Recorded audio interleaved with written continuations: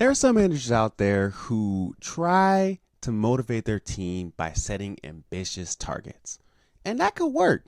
That could work for some. But there's a point where goal stops inspiring efforts and starts creating discouragement, especially when the team believes success isn't realistically possible. Leading from the middle often means translating expectations from above into work that people can actually succeed at below. In this leading from the middle, I want to show you how setting achievable success metrics actually improves performance and not lowers it.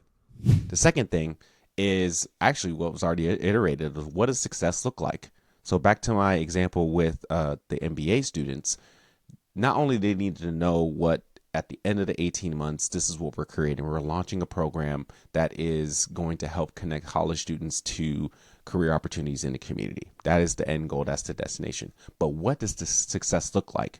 Does success mean we're going to be engaging with 100 organizations or 100 place students? Does it mean that we are going to find funding that's going to help generate enough cost of living, can generate the cost of living and as a stipend or supplement for these students to be a part of? Like what does success look like? At the end of the day, what are we going to hang our hat on is going to feel good.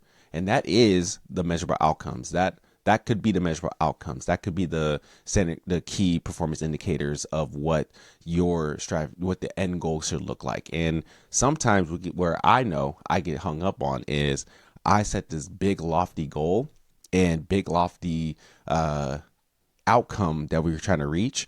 And sometimes that could be a little bit disheartening.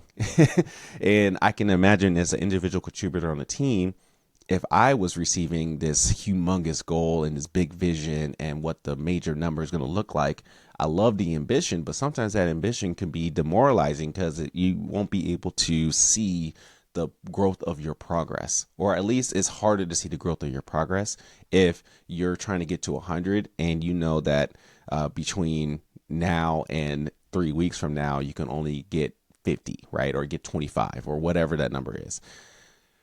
What we should do in defining what success looks like is not only set that goal and make it measurable and obtainable, set that outcome, make it measurable for us to look at a particular number, but also be realistic. What can we really accomplish within this team? What can we really accomplish within our day-to-day and the current capacity that we have? Does it make sense for us to try to shoot for the moon right now or build up the foundation and the momentum so that we can get the structure in place and see the incremental growth?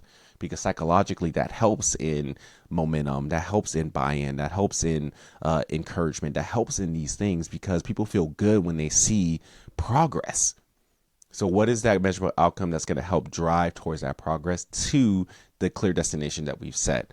And helping define what that definition of done looks like and definition of success can help people know, okay, this particular work has to relate to that measurable outcome.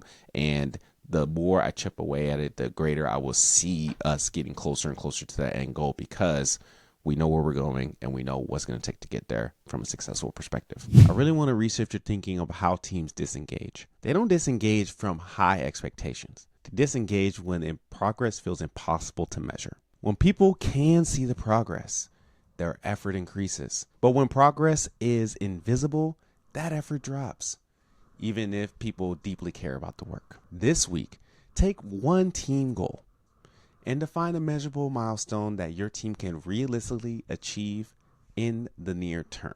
Visible progress builds confidence, and confident teams perform better.